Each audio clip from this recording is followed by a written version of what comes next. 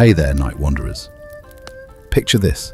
Silk curtains flutter like whispered secrets against latticed windows, while the first pale light of dawn creeps across Chang'an's sprawling maze of courtyards and alleyways.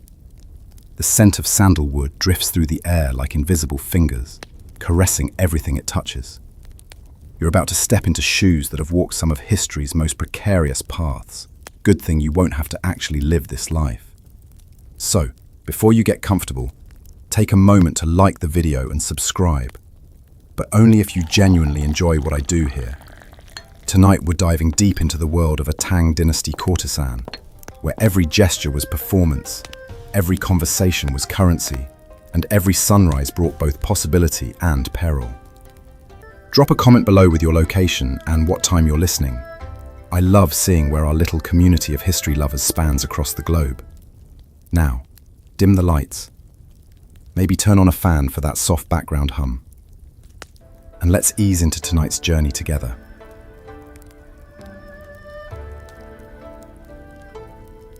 You stir beneath layers of shoe brocade that cost more than most families see in a year, the silk cool against your skin, despite the warmth building in Chang'an's morning air. The weight of the fabric tells a story, each thread woven by hands you'll never meet, dyed with colors extracted from distant mountains, traded along routes that span continents. This isn't just bedding, it's empire wrapped around your body. The sound reaches you first, temple bells echoing across a city of over 1 million souls, the largest metropolis on Earth. Buddhism and Taoism wake together in this cosmopolitan giant, their bronze voices calling faithful to morning prayers, while you, caught between sacred and profane, exist in the spaces religion doesn't quite acknowledge.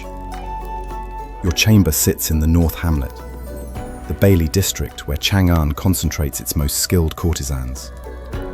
Historians still argue whether these women were more artists than courtesan, or whether that distinction even mattered in a culture where entertainment and sexuality dance together like lovers in moonlight. What's certain is that you occupy a social position that defies simple categorization. Too educated to be dismissed, too stigmatized to be fully accepted. The latticed windows frame morning light that falls in geometric patterns across polished wood floors. These aren't random designs, but carefully calculated angles that speak to Tang Dynasty aesthetics. Everything balanced, everything intentional. Even your awakening is choreographed by centuries of tradition. Sandalwood incense burns in a bronze censer, its smoke curling upward like prayers seeking heaven.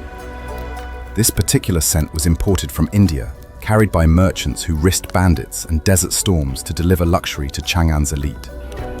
The irony isn't lost on you. Exotic treasures surround you, yet your own movement is severely restricted.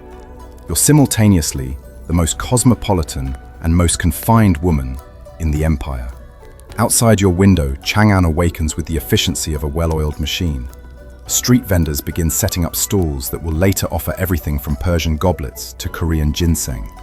The city's checkerboard layout, with its 108 wards, makes it easy to navigate but impossible to hide in. Everyone knows where the North Hamlet begins and ends, just as everyone knows what happens behind its walls.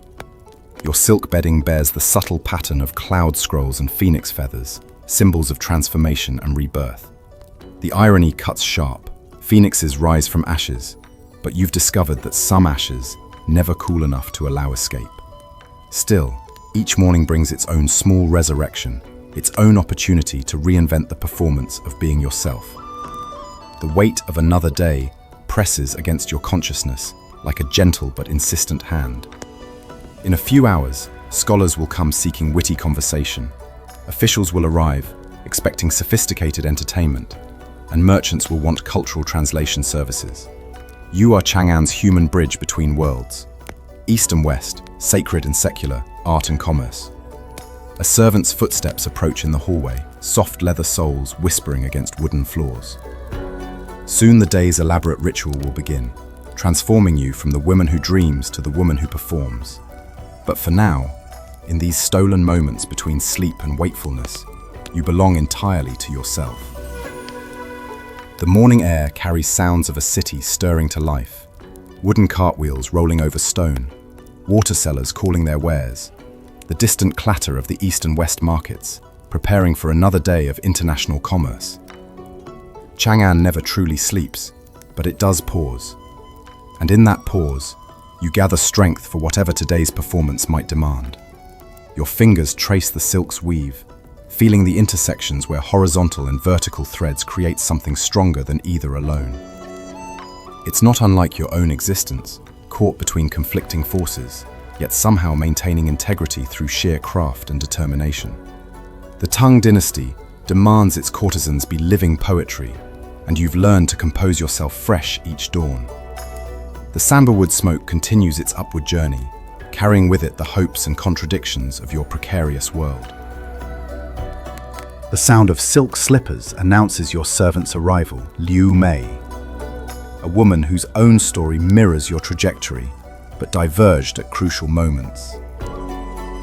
She carries a lacquered tray loaded with the tools of transformation. Jade combs that once belonged to a merchant's daughter, bronze mirrors polished to liquid perfection, and ceramic vessels containing the pigments that will reshape your face into art.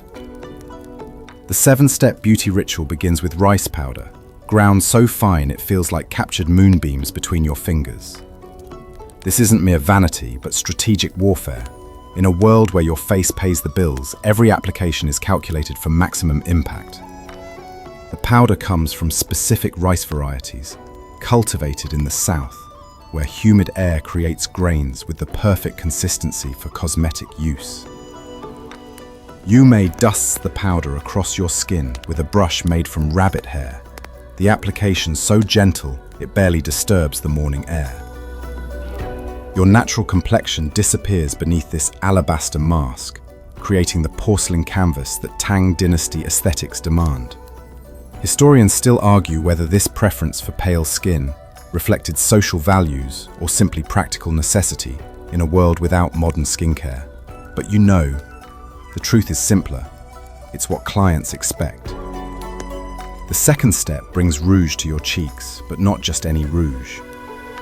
This crimson comes from crushed safflower petals mixed with ground cinnabar, creating a red so vibrant it seems to pulse with its own heartbeat. The application requires precision. Too much, and you look like a painted doll. Too little, and you disappear into the crowd of ordinary women who can't afford to command attention. Liu Mei works with the concentration of a master calligrapher, each stroke deliberate and considered. The rouge creates the illusion of moon-like fullness, reflecting Empress Wu's influence on beauty standards. During her reign, curves became currency, and even makeup adapted to create rounder, more prosperous-looking faces. It's fascinating how political power trickles down to transform something as intimate as how women paint themselves. Now comes the most crucial step: your eyebrows. But first, you must erase yesterday's version of yourself. Using a small razor that gleams like captured starlight, you carefully shave away your natural brow hairs. This daily obliteration of your authentic features has become so routine, you barely register the symbolic violence of it anymore. The willow leaf style demands thin, delicate strokes that curve like calligraphy across your forehead. Liu Mei mixes charcoal powder with rose oil, creating a pigment that will hold its shape through hours of conversation, laughter, and occasional tears. Each eyebrow becomes a tiny masterpiece, arched just so to convey intelligence without intimidation, sophistication without arrogance. The positioning requires mathematical precision. Too high, and you look perpetually surprised. Too low, and you appear brooding. The ideal Tang Dynasty eyebrow suggests a woman capable of discussing philosophy while managing household finances, someone who can compose poetry and negotiate business deals with equal skill. It's remarkable how much social expectation can be compressed into 2 small arcs of pigment. While Liu Mei works, you mentally prepare for the 4th step, Huadian, the delicate floral decorations that will adorn your forehead. These aren't random ornaments, but coded messages, each design communicating your status, availability, and artistic specializations. A lotus suggests purity amid corruption, while a phoenix declares your ambition to rise above circumstances. The morning light strengthens, casting sharper shadows across your chamber. Outside, Chang'an continues its awakening symphony. Merchants arguing over silk prices, scholars debating poetry meters, officials discussing tax collection strategies. You exist parallel to this masculine world of commerce and governance, yet your influence seeps through walls like incense smoke, shaping decisions in ways that will never appear in official histories. Liu Mei pauses in her work, allowing you both to assess the progress. Half your face belongs to the woman who dreams, while the other half has been claimed by the woman who performs. This daily transformation never gets easier. There's always a moment of mourning for the person you're painting over, even as you appreciate the artistry of who you're becoming. The bronze mirror reflects not just your image, but the accumulated weight of countless such mornings. Each day demands this same ritual, obliteration and reconstruction, this careful balance between authenticity and expectation. Your face has become a palimpsest, each day's makeup writing over yesterday's, while faint traces of who you really are lurk beneath every layer. The rice powder settles into your skin like snow finding its proper resting place, while the rouge blooms across your cheeks like poppies in an imperial garden. Soon will come the Huadian, Mianye, and Xiehong, decorations that will complete your transformation from private person to public commodity. But for now, suspended between your natural face and your professional mask, you exist in the liminal space where all true art is born. The morning ritual continues, each step carrying you further from dawn's honesty toward the elaborate performance that the day demands. Your servant's hands move with the precision of a master painter approaching a silk scroll, though the canvas she works on breathes and feels, and occasionally flinches at particularly delicate applications. The Huadian, those intricate forehead decorations that mark you as surely as any imperial seal, require steady fingers and an artist's eye for proportion. Liu Mei selects today's design from a small lacquered box containing cutouts made from paper thin enough to transmit candlelight. The pattern she chooses resembles intertwining lotus petals, each curve suggesting both purity and the kind of beauty that emerges from muddy water. It's a not-so-subtle commentary on your own existence, though you doubt many clients possess sufficient literary education to appreciate the metaphor. The adhesive comes from tree sap, mixed with rice paste, creating a glue that will hold through hours of animated conversation and the occasional dramatic gesture. One by one, Liu Mei presses golden leaf against the paper template, building your forehead decoration with the patience of a master craftsman, creating a Buddhist manuscript. The gold catches morning light and throws it back in tiny flashes that will hypnotize admirers and distract them from reading too deeply into your eyes. Historians still argue whether Huadian originated in Buddhist temple art or Persian court fashion. It's the kind of scholarly debate that would amuse you if you had time for such luxuries. What matters is that these decorations transform your forehead into a garden where meaning blooms in tiny golden flowers, each petal precisely placed to suggest refinement, availability, and just enough exoticism to remind clients they're purchasing something special. The fourth step complete, Liu Mei moves to Mianye, the delicate dots that will grace your cheeks like dewdrops on morning roses. These aren't random beauty marks, but carefully positioned accents that create the illusion of youth and vitality. The placement follows ancient principles borrowed from acupuncture, designed to highlight the energy meridians that supposedly govern attractiveness and health. She mixes vermilion with pearl powder, creating tiny dollops of color that catch light like miniature suns. Each dot requires perfect pressure. Too light and it won't adhere. Too heavy and it smears into an amateur-looking blob. The skill required for such seeming simplicity explains why courtesans spend years learning these techniques before being considered ready for elite clientele. The dots pattern across your cheeks in a constellation that mirrors the Weaver Girl stars, those celestial lovers separated by the Milky Way, who can only meet once per year.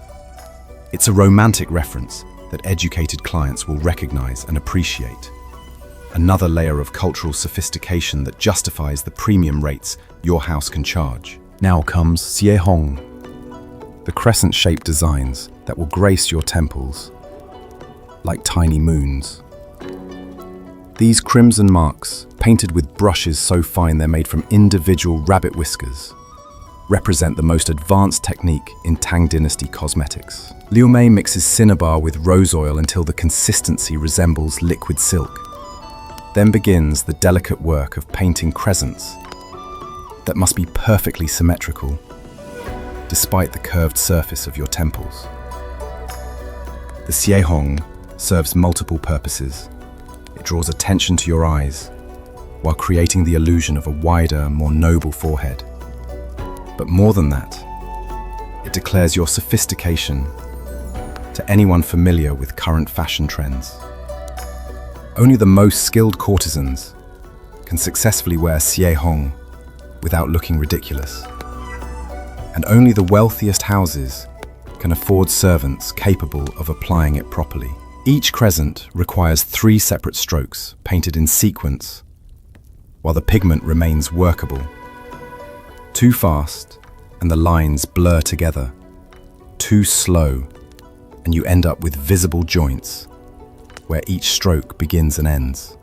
Liu Mei works with the focused intensity of a calligrapher composing imperial edicts, knowing that imperfection here will reflect on your house's reputation. Throughout Chang'an's pleasure district, the morning light has shifted, throwing new shadows across your chamber and illuminating details that were hidden in dawn's gentler glow. Outside, the city's rhythm accelerates as merchants open their stalls and scholars hurry toward examination halls. You exist in deliberate counterpoint to this masculine urgency, your morning ritual proceeding with ceremonial slowness that speaks to different values entirely. The final cosmetic step approaches, lip coloring that will complete your transformation from private person to public artwork. But already you can feel the weight of performance settling across your shoulders like an invisible cloak. Each application of pigment adds another layer to the elaborate character you'll inhabit until tonight's final client departs. And you can finally wash your real face clean.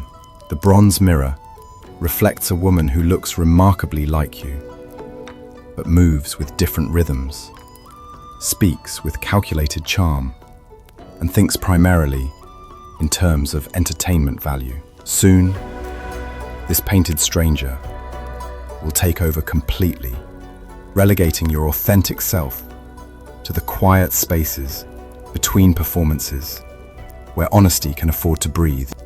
Memory flows like silk through your fingers as Liu Mei applies the final touches to your transformed face. The careful painting of lips that will speak words chosen for their charm rather than their truth. The vermilion glides across your mouth in strokes that recall another morning, years ago, when you first learned that survival could be shaped with cosmetics and cunning. The jiaofang rises in your mind like smoke from ceremonial incense. Those government training schools where orphaned girls and daughters of criminals learn to transform trauma into art, where the Ministry of Rights operated what scholars euphemistically called conservatories for cultural preservation. You arrived there at 8, small enough that the wooden practice instruments seemed enormous in your hands, young enough to believe the officials who promised you were learning honorable skills. Your fingers remember the piper's silk strings before they remember anything else, how they cut into soft fingertips until calluses formed like tiny shields, how the frets demanded exact pressure to produce clear notes instead of the dead buzzes that marked amateur players. The instrument arrived in China from Central Asia, following the same trade routes that brought saffron and horses and the kinds of troubles that create orphans. Muscle memory awakens as you flex your fingers, and suddenly you're 12 again, practicing scales while senior students whispered about which girls had been selected for the inner palace and which had been assigned to entertainment houses. The difference between imperial concubine and courtesan often came down to timing. Whether your training finished during a year when the emperor needed new consorts, or when military campaigns had created a surplus of captive women. Historians still debate whether the Jiaofang system represented progressive education for women or systematic exploitation of vulnerable girls. But you lived it rather than analyzed it. The truth, as usual, contained elements of both. Genuine artistic training shadowed by the constant understanding that your body belonged to the state, to be deployed wherever officials deemed most useful. You learned that music and survival were indeed the same song, each note carefully chosen to please ears that held your future in their judgment. The teachers emphasized technical perfection, but also emotional manipulation. How to make an audience feel nostalgic with minor keys, how to suggest intimacy through deliberate hesitation, how to use silence as powerfully as sound. The advanced students taught unofficial lessons after hours, sharing knowledge that wasn't part of the formal curriculum. How to read a client's mood from the way he held his wine cup, how to deflect unwanted advances without giving offense, how to remember details about regular patrons that could be deployed months later to suggest genuine affection. These were the skills that determined whether you thrived or merely survived. The Pippa became your closest companion during those years, its wooden body warm against yours during long practice sessions, its voice expressing emotions you weren't allowed to speak aloud. You learned to make it laugh with quick, dancing melodies, and cry with slow, bending notes that seemed to mourn for losses too deep for words. Competition among students was fierce but hidden, expressed through subtle sabotage of instruments and strategic spreading of rumors rather than open conflict. The girls who succeeded learned to appear supportive while remaining vigilant, to build alliances that could be abandoned when necessary. Trust became a luxury few could afford. The day you graduated from basic training to advanced performance studies, you understood that childhood had officially ended. The silk robes you received weren't gifts but uniforms. The cosmetics weren't adornments but professional tools. Even your name changed. The one your parents gave you disappeared into official records while you acquired a poetic stage name that suggested mystery and sophistication. Liu Mei steps back to assess her morning's work, and you see in the bronze mirror a woman who could have stepped from a court painting. Features refined into classical perfection, every line calculated for maximum aesthetic impact. But behind the painted face, your fingers still remember those early Pippa lessons. Muscle memory preserving the girl who learned that art could be both salvation and cage. The morning ritual nears completion, but the training never ends. Each day you practice the skills the Jiaofang taught you, refining techniques that might mean the difference between prosperity and destitution. The government schools created women who could navigate sophisticated social situations while appearing effortlessly charming, who could discuss literature while serving wine, who could make powerful men feel intelligent and accomplished while subtly managing their behavior. Your reflection reveals the end product of that systematic education, a woman capable of being whatever each situation demands, while maintaining enough authentic core to avoid complete dissolution into performance. The Jiaofang gave you survival skills disguised as entertainment, and you've spent years learning to wield them like the finely crafted weapons they truly are. The morning's cosmetic ritual ends, but another performance immediately begins. The daily accounting with your foster mother, the woman who purchased you at 11, with the cool calculation of someone investing in promising livestock. She arrives as she always does, without knocking, her presence filling your chamber like expensive perfume mixed with barely contained menace. Madame Chen possesses the kind of beauty that survives decades in the pleasure district. Carefully maintained but obviously artificial, her face a testament to expert cosmetics and iron self-discipline. Her silk robes cost more than most merchants earn in a month, but you know the price she paid to afford them. Every thread was purchased with the calculated deployment of girls like you. Each pattern woven from compromises you're still learning to navigate. The afternoon appointment cancelled, she announces, without preamble. Settling onto a cushion, with movements that remain graceful, despite the arthritis she tries to hide. The evening banquet doubled their request. 6 courtesans instead of 3. You'll perform solo first, then assist with the wine service. A calculating gaze moves across your finished appearance, like a merchant appraising silk, checking for flaws that might reduce your market value, assessing whether today's presentation meets the house's standards. This visual inventory has become so routine, you barely register the dehumanization anymore, though something deep inside still flinches at being reduced to commodity. The bruise on your shoulder has faded since last week's incident with the drunk official who mistook physical aggression for charming playfulness. Madame Chen notes its absence with the satisfaction of someone whose property has returned to full value.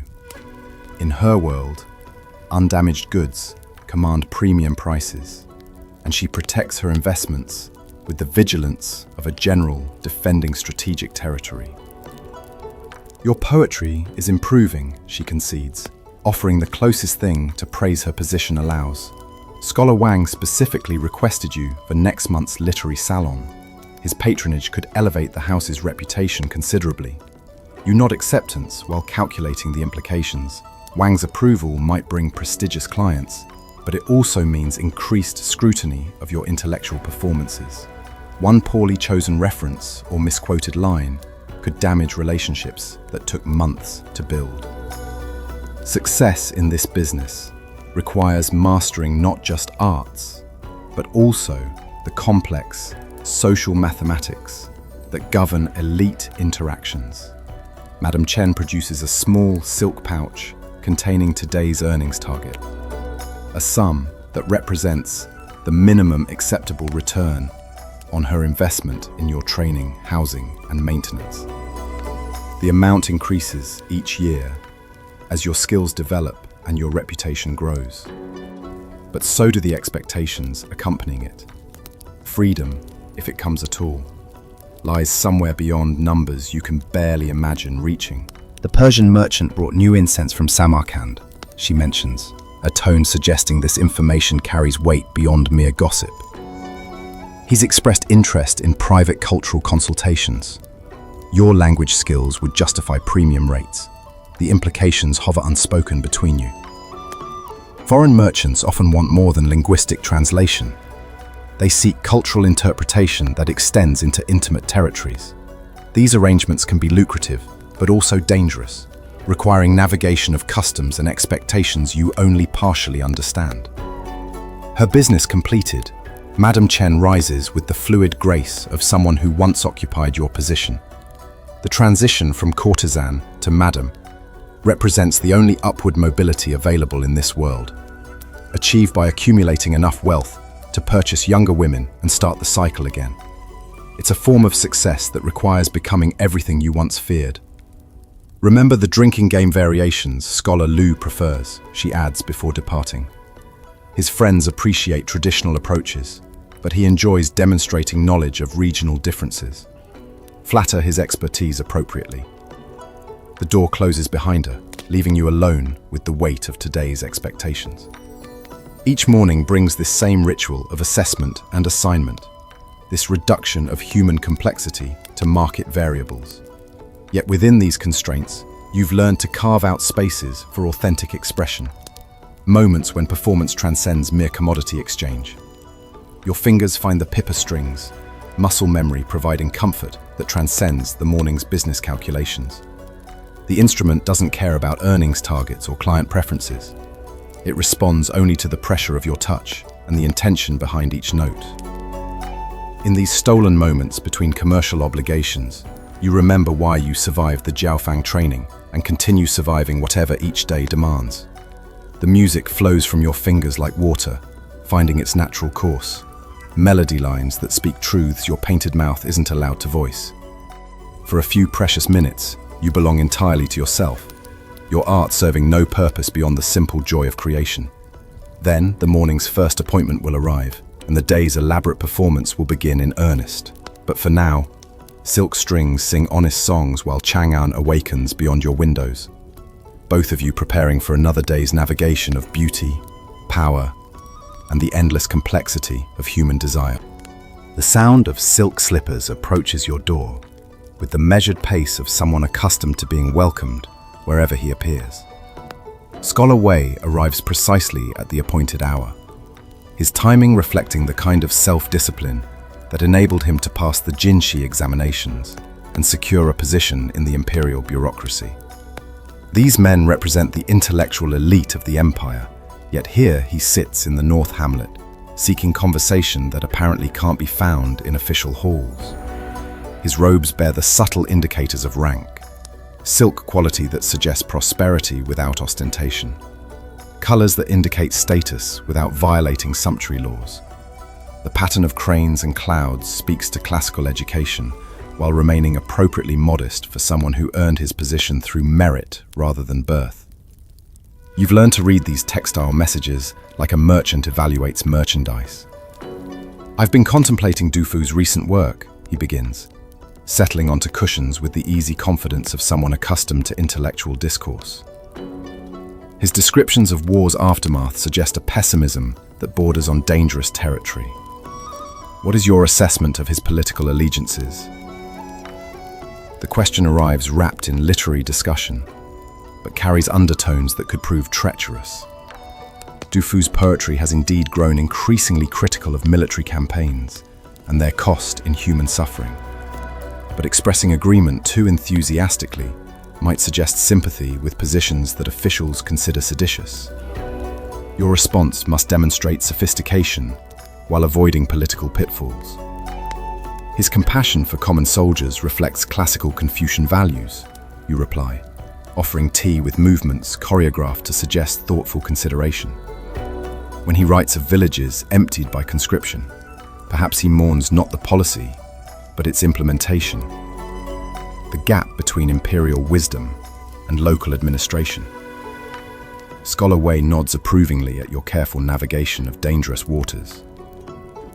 This is why educated men seek out courtesans, not just for beauty or even sexual services, but for conversation with women whose minds have been sharpened by necessity. Noble wives are often deliberately kept ignorant of current events, while courtesans must understand politics to survive them. You raise an interesting distinction, he responds, warming to the intellectual exchange. But consider his recent poem about the palace's extravagance during the Sichuan famine. The imagery suggests criticism of priorities, rather than implementation. You pour wine with hands steady enough to mask the rapid calculation occurring behind your painted features. Du Fu's most controversial verses do indeed challenge imperial decision-making more directly than previous generations of poets dared. Acknowledging this requires delicate balance, showing literary insight while avoiding positions that might be reported to superiors. Perhaps, you suggest, his poetry serves the same function as historical records, preserving difficult truths for future consideration rather than prescribing present action. The classics teach us that worthy officials sometimes endure criticism to preserve long-term stability. The scholar's eyes brighten with the kind of intellectual pleasure that justifies his visits to the pleasure district. Your response demonstrates familiarity with historical precedent, while offering him an escape route if this conversation is ever questioned. You've essentially agreed with his assessment, while providing plausible deniability for both participants. Conversation flows towards safer literary territories, the technical innovations of recent poets, the influence of Buddhist thought on artistic expression, the challenge of maintaining classical language while addressing contemporary concerns. These discussions reveal the fascinating cultural exchange occurring between official and unofficial intellectual circles. Scholar Wei represents the examined life in its most refined form, educated, contemplative, engaged with the moral and aesthetic questions that define civilization. Yet he seeks intellectual companionship in a place society officially condemns, suggesting the limitations of even elite masculine social circles. The irony isn't lost on you that the empire's most educated men often find their most stimulating conversations with women who exist outside respectable society. Your analysis of meter variations shows remarkable sophistication, he observes, refilling your wine cup with the courtesy he would extend to an equal. Have you considered that the recent trend toward linguistic experimentation might reflect broader social uncertainties? The question demonstrates how these exchanges transcend simple entertainment. He's genuinely interested in your intellectual perspective, not merely testing your education. This mutual respect, however temporary and circumscribed, represents one of the few relationships in your life approaching authentic equality. As afternoon light shifts across your chamber, you continue deploying classical education as both shield and weapon, demonstrating the kind of intellectual agility that justified the Jiaofang system's existence.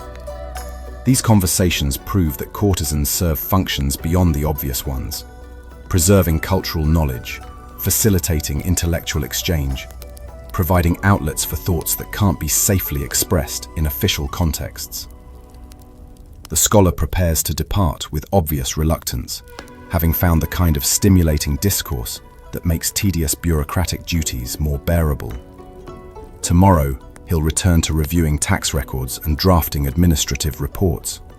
But today's conversation will provide mental sustenance for weeks to come. Memory flows like silk through your fingers as Liu Mei applies the final touches to your transformed face.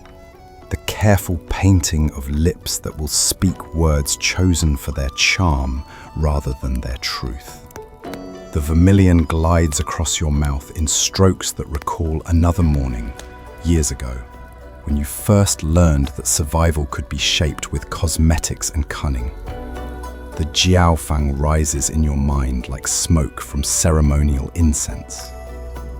Those government training schools where orphaned girls and daughters of criminals learn to transform trauma into art, where the Ministry of Rights operated what scholars euphemistically called conservatories for cultural preservation. You arrived there at 8, small enough that the wooden practice instruments seemed enormous in your hands, young enough to believe the officials who promised you were learning honorable skills.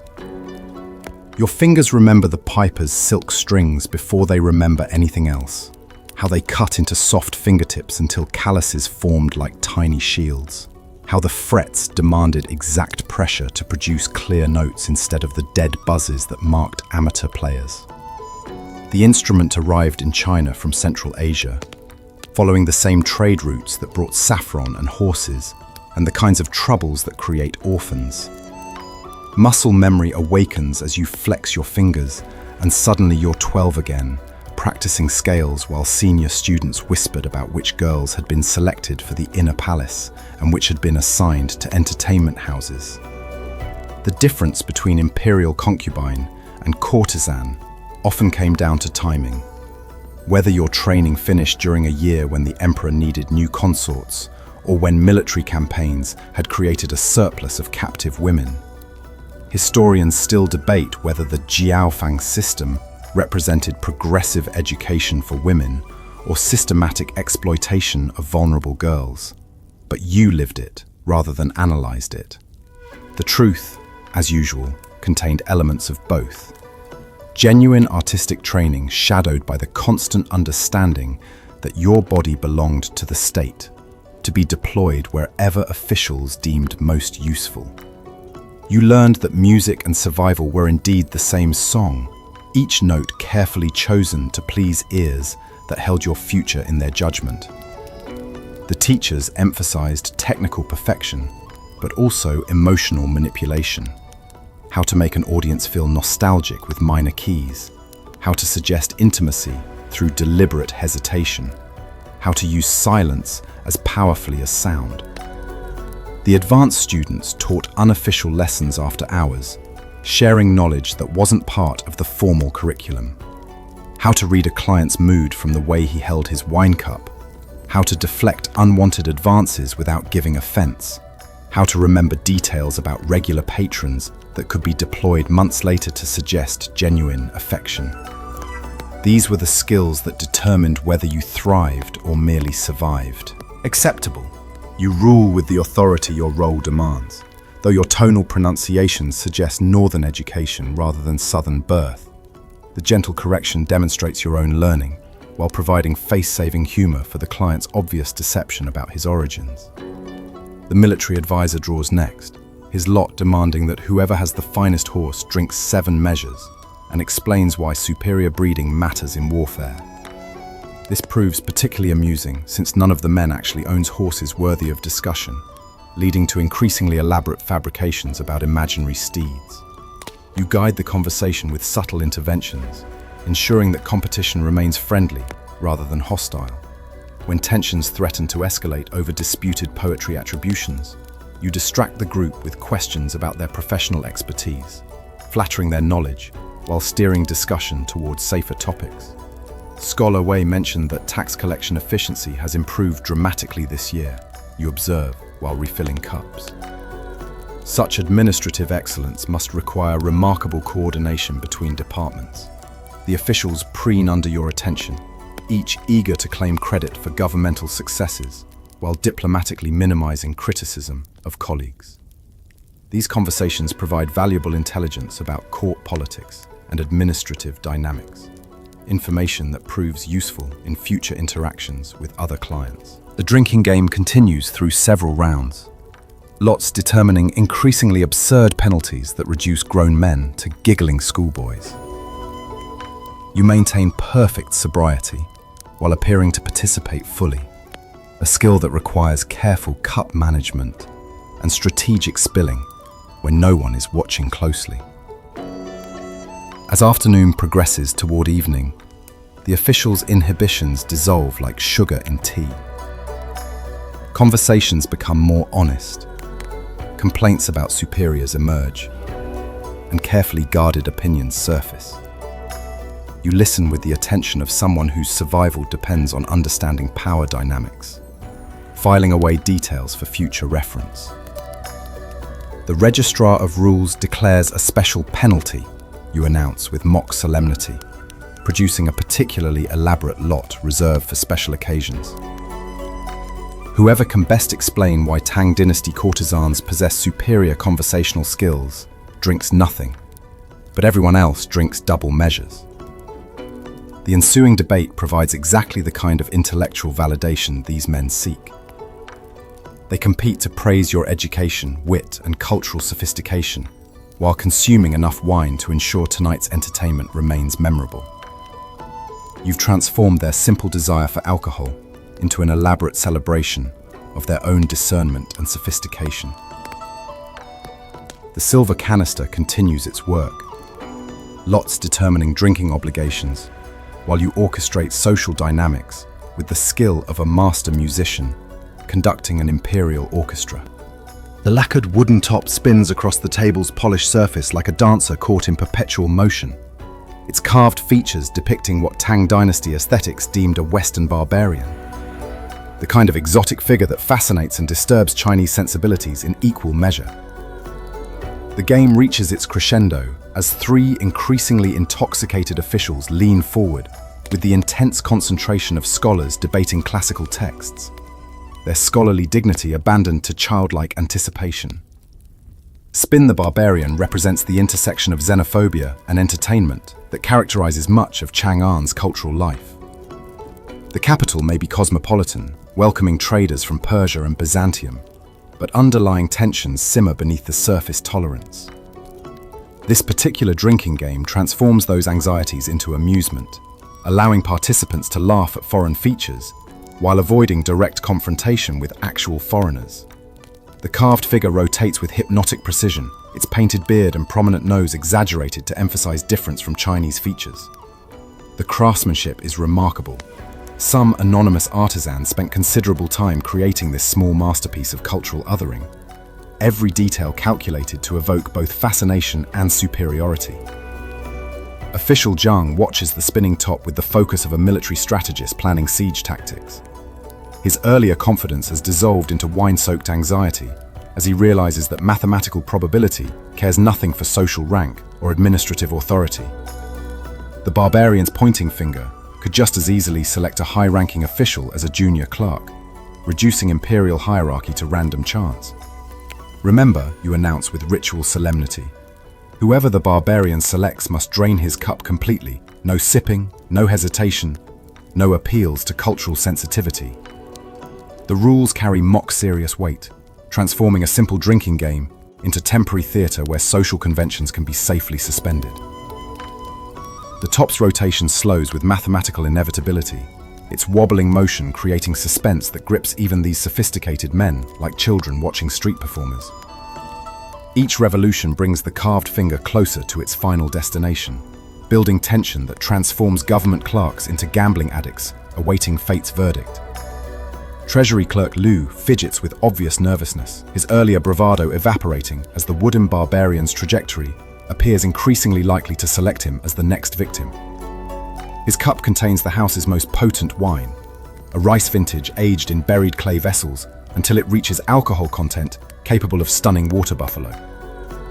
Perhaps we should consider the philosophical implications, suggests the military advisor, with the desperate creativity of someone seeking escape routes. Does random selection reflect cosmic justice, or merely chaos masquerading as entertainment? You laugh with genuine amusement at his transparent attempt to intellectualize away potential humiliation. The barbarian recognizes no philosophy except the universal truth that alcohol affects all mortals equally, regardless of educational achievement or cultural sophistication. The spinning figure finally settles, its painted finger pointing directly at Zhang with the finality of imperial judgment. The senior official stares at the result with the expression of someone who has just discovered that gravity applies even to government administrators, his face cycling through disbelief, resignation, and reluctant acceptance. Fate has spoken, he declares with as much dignity as circumstances allow, lifting his cup in a gesture that manages to suggest both defeat and nobility. May this barbarian's wisdom prove less dangerous than his wine. The entire cup disappears down his throat in a single, heroic gulp that earns applause from his companions and genuine respect from you. Government service apparently develops the kind of fortitude necessary for surviving both bureaucratic disasters and recreational alcohol poisoning. His immediate reaction provides entertainment that justifies the game's popularity, eyes watering, face reddening, a series of coughs that suggest his respiratory system is registering formal protests against his decision-making capabilities. Yet he maintains composure with the determination of someone who has survived decades of imperial service. Excellent form, you observe approvingly. The barbarian appears satisfied with your offering. Perhaps now he'll grant us all protection from administrative difficulties and tax collection irregularities. The remaining officials laugh with the nervous relief of soldiers who have watched a comrade step on a mine without triggering an explosion. Their turn with the spinning barbarian awaits. But for now, they can enjoy Zhang's discomfort while building courage for their own inevitable encounters with fate's wooden finger. The afternoon's entertainment continues, each game building camaraderie among men whose daily lives offer few opportunities for shared vulnerability and mutual embarrassment. Behind the silk screen painted with cranes and flowering plum branches, afternoon light filters through paper-thin fabric to create a world of shadows and suggestions. The guqin rests across your knees like a sleeping lover, its 7 silk strings reflecting centuries of musical tradition in polished wood that remembers the hands of master craftsmen. This is where intimacy lives. Not in the obvious transactions of commerce, but in the delicate space between performance and authenticity. Prefect Liu sits opposite you, separated by the screen, but connected through music that requires no visual contact to achieve its intended effect. He's requested this particular arrangement, the semi-concealment, that allows imagination to supplement reality, creating an atmosphere of mystery that enhances whatever attraction your reputation has already established.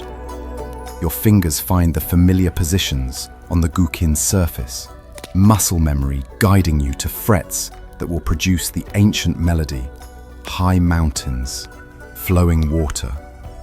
A piece that tells the story of friendship between a musician and someone who truly understands his art.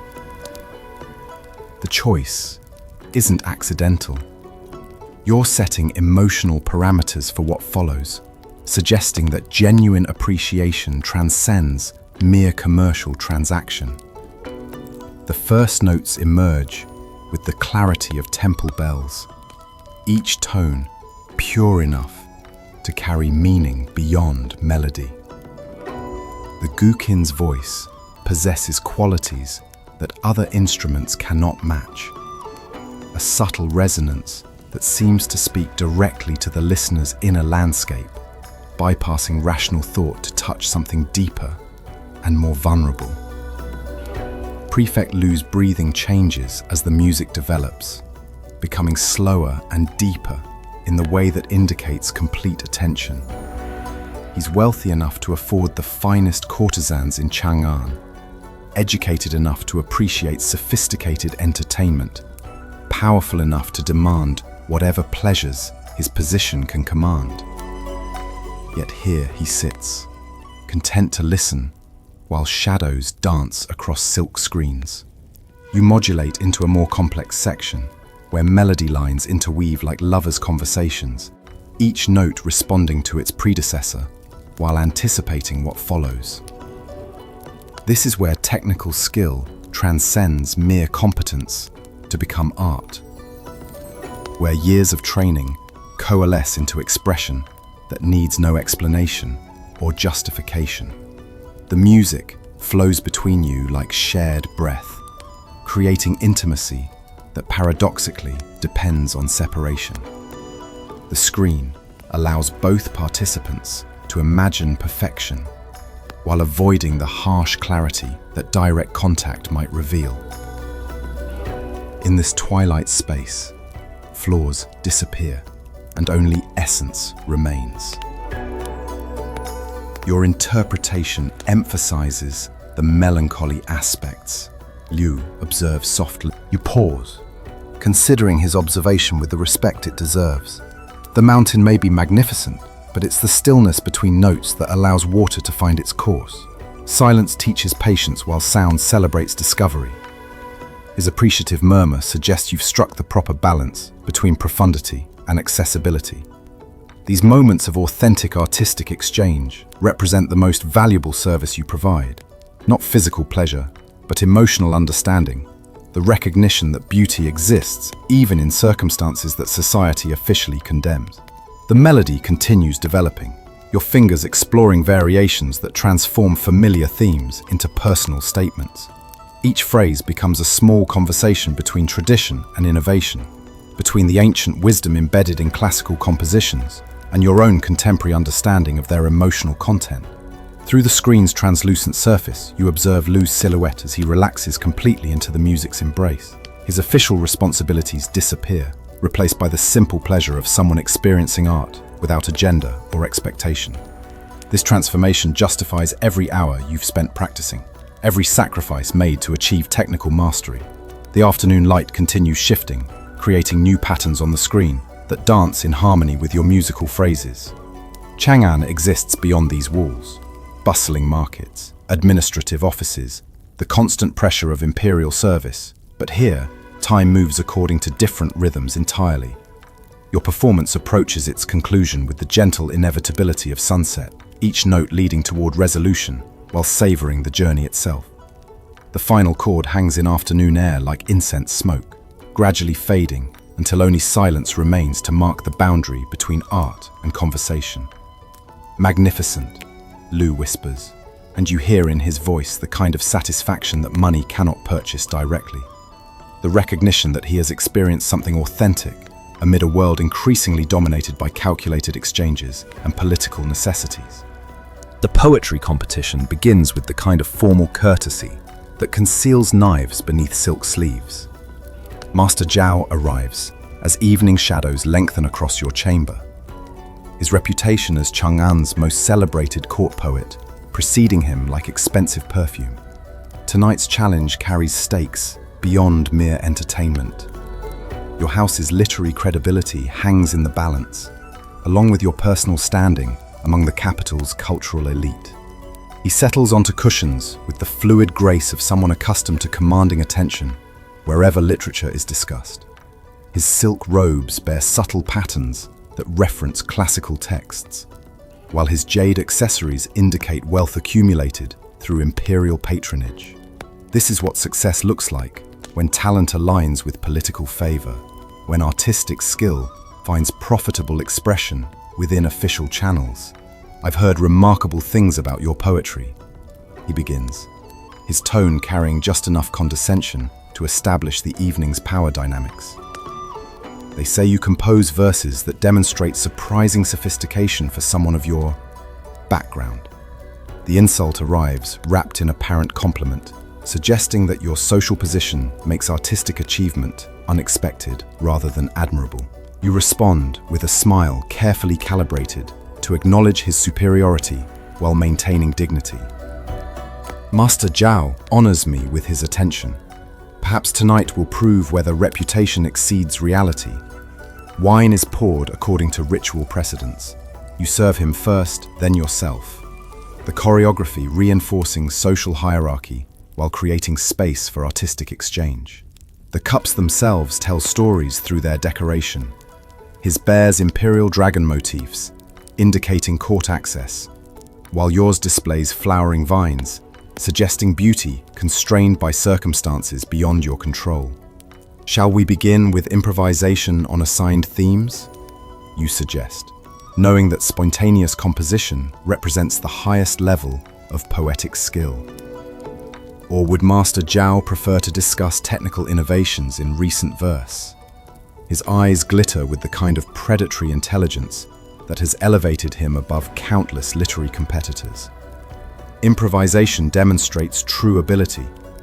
Let us each compose 7-character regulated verse on the theme of Autumn Moon over Chang'an.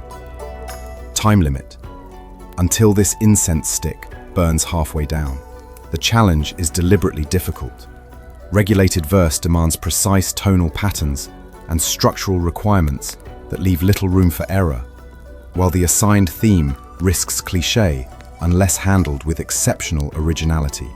You light the incense with hands steady enough to conceal racing thoughts. Then close your eyes to summon inspiration. The first lines emerge from memory's deep wells. Palace towers pierce autumn clouds like silver needles, while moonlight weaves imperial silk across stone courtyards.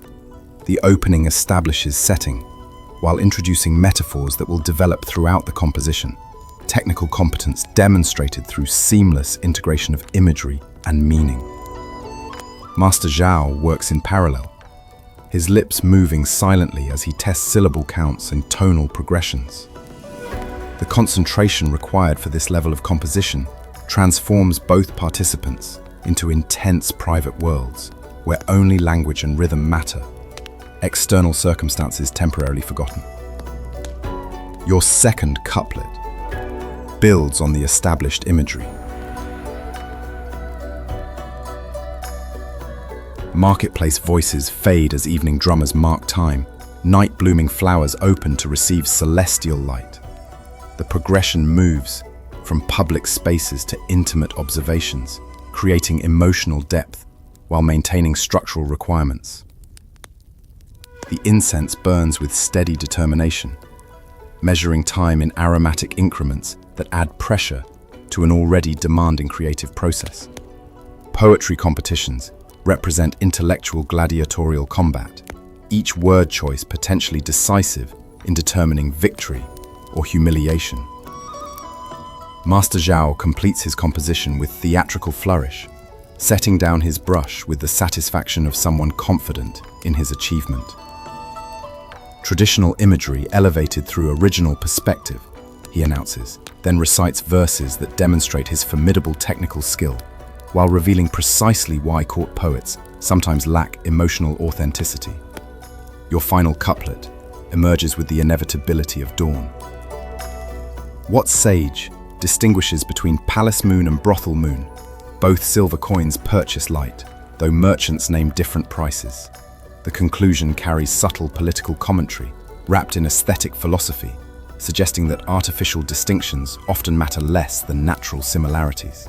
The completed poem hangs between you like a challenge, issued and answered, your verses demonstrating not just technical competence, but intellectual courage.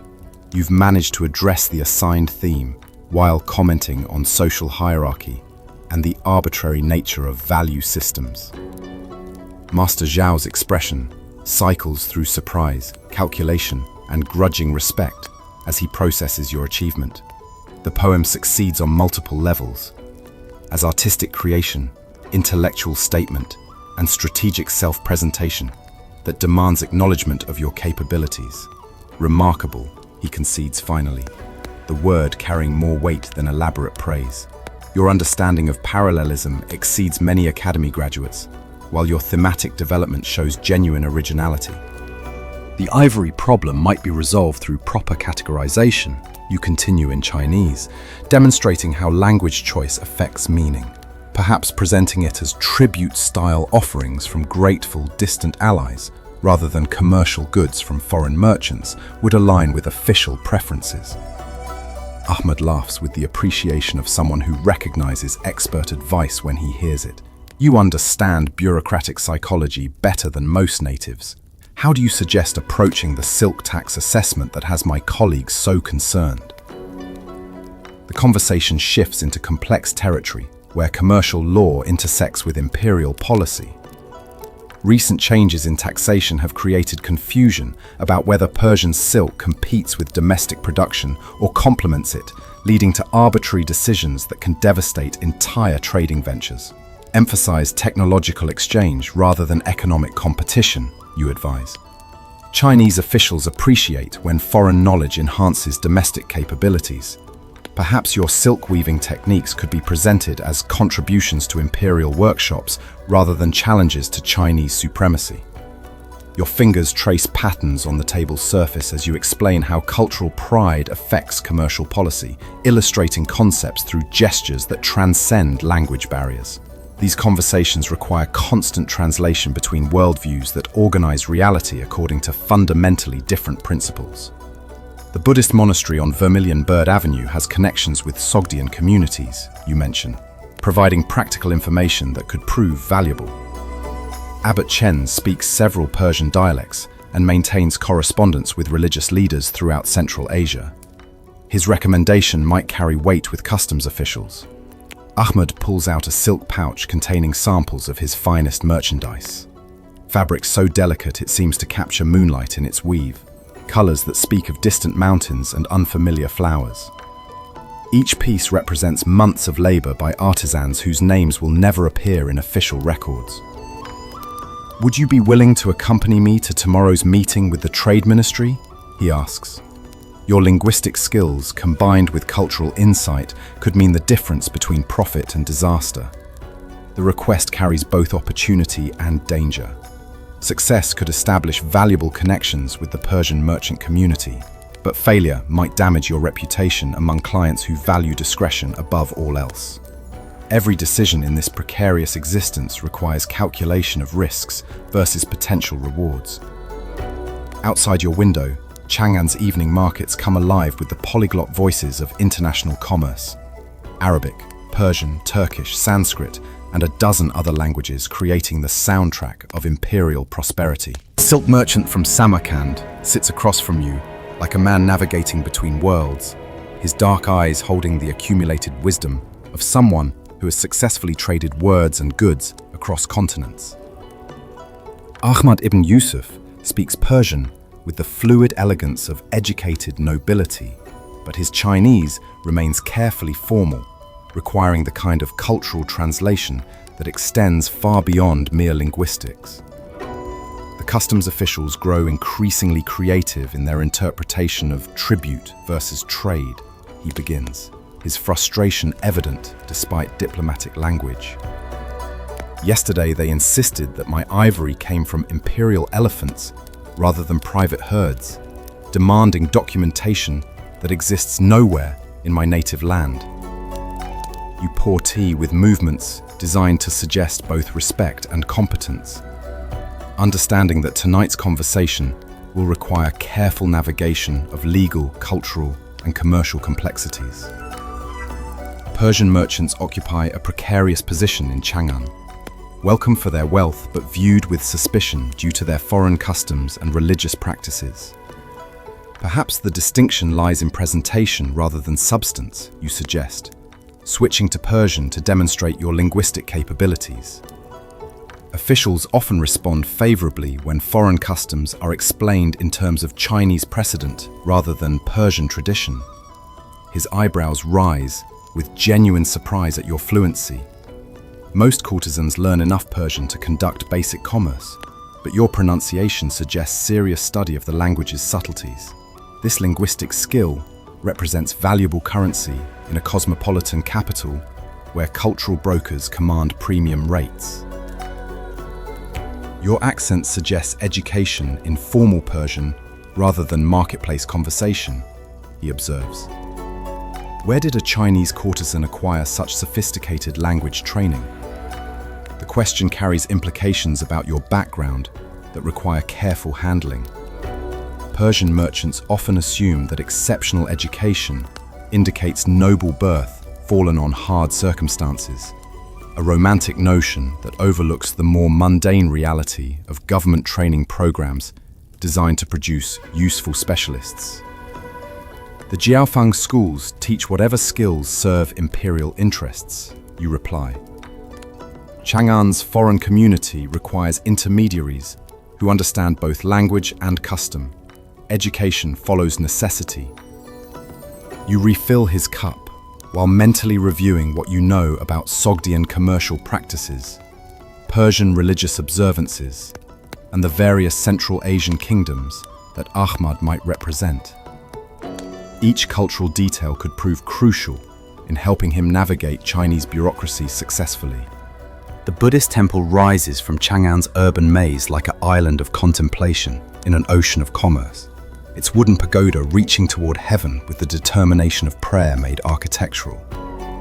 Today marks the 18th day of the lunar month, one of only 3 occasions when courtesans receive permission to venture beyond the North Hamlet's boundaries for spiritual purposes. The irony of seeking enlightenment while carrying the weight of your social circumstances adds bitter complexity to what should offer simple peace. Your steps echo against stone pathways worn smooth by countless pilgrims seeking various forms of salvation. Monks in saffron robes move with practiced serenity through courtyards where incense smoke mingles with morning prayers, their shaved heads catching sunlight like polished bronze vessels designed to hold wisdom. These men have abandoned worldly attachments you can barely imagine escaping, their freedom achieved through renunciation that remains forever beyond your reach. The Dharma lecture begins as you join other women clustered at the back of the prayer hall, most maintaining the respectful distance that social convention demands. The abbot's voice carries clearly across wooden floors and painted columns, his words offering the Buddha's teachings about suffering, impermanence, and the possibility of liberation from cycles that bind human consciousness to endless repetition. All conditioned existence involves suffering, he explains, his tone carrying the kind of certainty that comes from years of meditation and study. Birth leads inevitably to death, acquisition to loss, union to separation. Yet within this truth lies the seed of freedom, understanding that attachment creates the very suffering we seek to escape. You listen with the intense attention of someone whose daily existence provides constant illustration of these principles. Your life demonstrates how attachment to survival creates endless cycles of compromise and moral complexity, how the desire for security generates the very circumstances that make security impossible to achieve. The teachings on karma particularly resonate, offering both hope and additional burden. If your current circumstances result from past actions, then present choices might influence future conditions. But this possibility requires navigating ethical complexities that Buddhist doctrine doesn't directly address. Can you accumulate merit while engaging in activities the tradition considers unwholesome? Does intention matter more than action when survival leaves few choices? Other women in the hall clearly struggle with similar questions. Some carry themselves with the bearing of merchants' wives seeking prosperity, while others display the kind of desperation that suggests recent disasters. A few courtesans from other houses maintain careful distances from each other, unwilling to acknowledge shared circumstances even in sacred spaces. The path to liberation requires right livelihood, the abbot continues, apparently unaware of the ironic weight his words carry for his present audience. Occupations that harm others or oneself create karmic obstacles to spiritual progress. Yet compassion must extend even to those whose circumstances have led them far from ideal paths. You close your eyes and attempt the meditation techniques he describes, focusing on breath while observing thoughts without attachment. For brief moments, the constant calculation of social dynamics and commercial obligations fades, replaced by simple awareness of existence without agenda or expectation. These glimpses of peace feel like promises of possibilities beyond current comprehension. The lecture concludes with dedication of merit, participants offering whatever spiritual benefit their attendance might generate to all sentient beings suffering in various forms of bondage. You add your own silent prayers for the other women in your circumstances, for clients struggling with their own forms of imprisonment, for everyone trapped in cycles they cannot escape alone. After the formal teaching, you light incense sticks before a statue of Guanyin, the bodhisattva of compassion, whose 1,000 arms suggest infinite capacity for responding to human suffering. The familiar ritual provides comfort despite your uncertain relationship with orthodox practice. Surely, compassion extends even to those whose lives don't conform to conventional virtue. An elderly nun approaches as you complete your offerings, her weathered features suggesting decades of spiritual practice, combined with worldly understanding. The Buddha taught that lotus flowers bloom most beautifully when rooted in the deepest mud, she observes quietly. Perhaps your current circumstances provide soil for wisdom, unavailable to those living more comfortable lives. Her words offer the kind of perspective that reframes suffering as potential rather than merely obstacle. Walking back toward the North Hamlet through Chang'an's bustling streets, you carry with you both the weight of continued obligations and the faint possibility that even your constrained existence might serve purposes beyond immediate survival. The temple bells fade behind you as the pleasure district sounds grow stronger. But something of the morning's peace persists, like incense smoke that clings to clothing long after ceremonies end. The afternoon tea ceremony unfolds with the precision of diplomatic protocol, each gesture carrying weight that extends far beyond the simple act of serving refreshments. Director Wang of the Imperial Granary sits across from you, his official rank demanding careful attention to ceremonial details that could either smooth business negotiations or create offenses requiring weeks to repair. This is where survival becomes performance art, where centuries of cultural refinement create opportunities for those skilled enough to navigate their complexities. Your movements follow patterns established by generations of court refinement. Back straight, but not rigid. Hands positioned to suggest both competence and deference. Eyes appropriately lowered while remaining alert to subtle mood changes.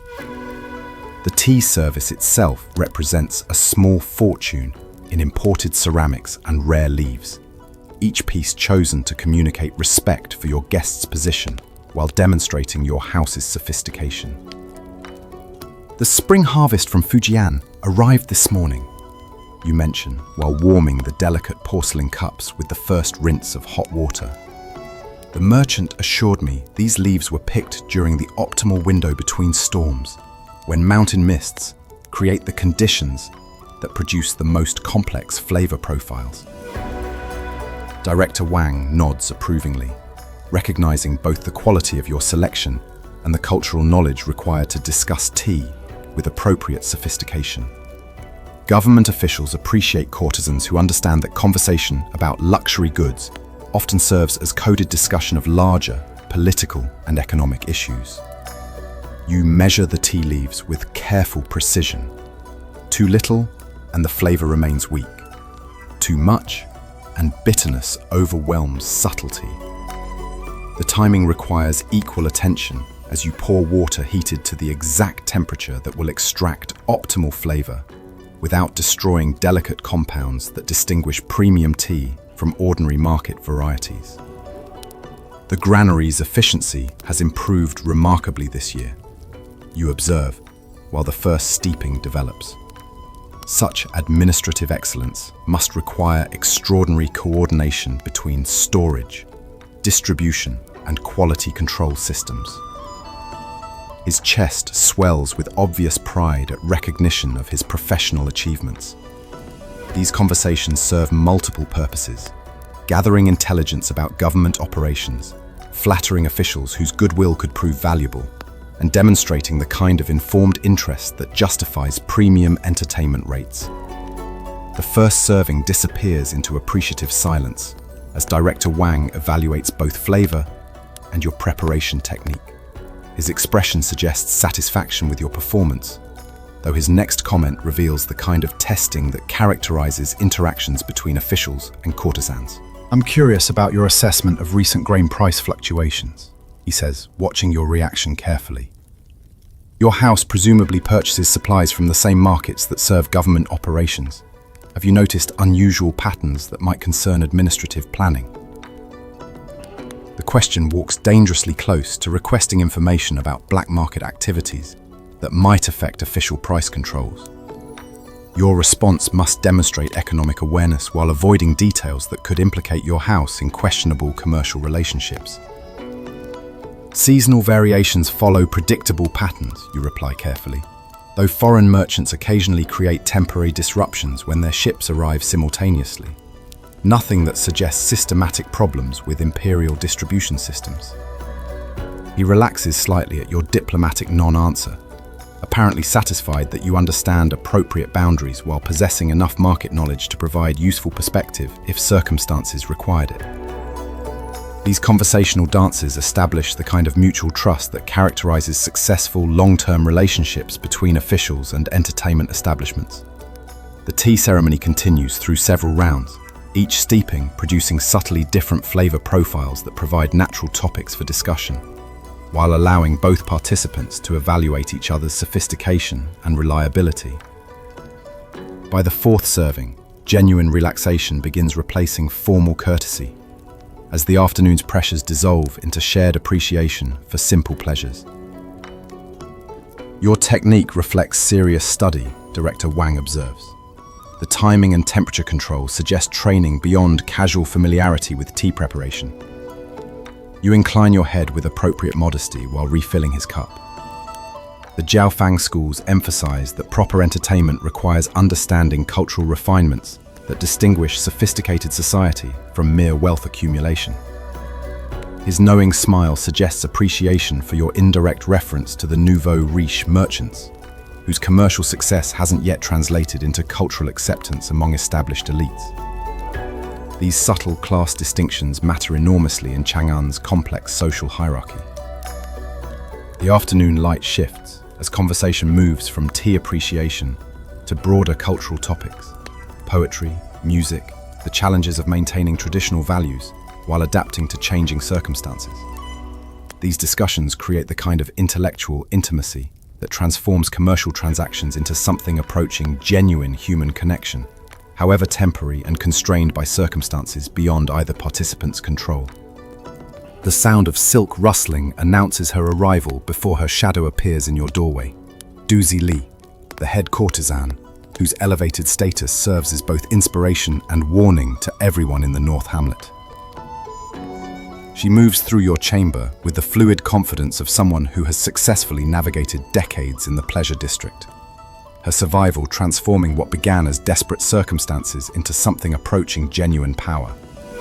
Her silk robes cost more than most courtesans earn in months, their patterns displaying the kind of subtle sophistication that indicates access to the finest workshops in Chang'an. The jade ornaments adorning her hair catch afternoon light and scatter it like promises of prosperity for those skilled enough to follow her example. Yet beneath the obvious success, you detect the kind of vigilance that never entirely relaxes, even in apparently safe spaces. Scholar Chen requests private consultation regarding his poetry collection. She begins without preamble, settling onto cushions with movements that suggest both authority and the careful preservation of beauty that requires constant attention. He specifically asked for your linguistic expertise, but the arrangement requires delicate handling. The request carries implications that extend beyond simple literary discussion.